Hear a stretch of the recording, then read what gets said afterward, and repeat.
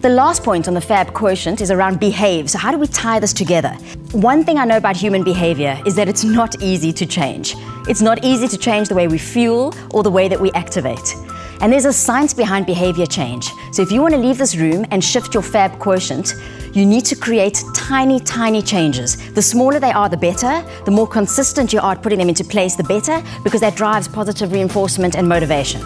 So many times we end up trying to do too much all at once, and we set ourselves up for failure, as I mentioned. So if you have something that you want to shift and do something new and different, you need to choose one or two things at most. And you need to be motivated to do that yourself. You can't do it because Celynn said it was a good idea or because your doctor said you're going to have a heart attack if you don't. It needs to be something that's intrinsic to you. That's where the why comes from.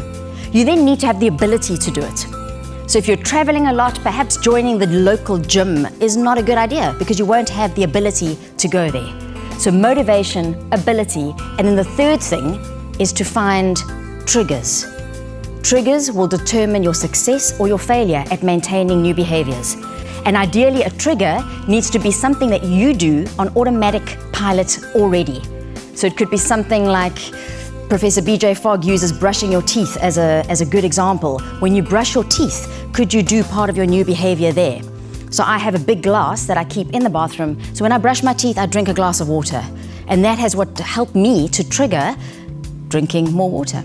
Here, this graph just illustrates how the three components come together: the motivation, having the ability, and when your motivation is high, at the same time as something is easy to do, if those things happen together at the same time, combined with the trigger, that is when you're more likely to get that good behavior.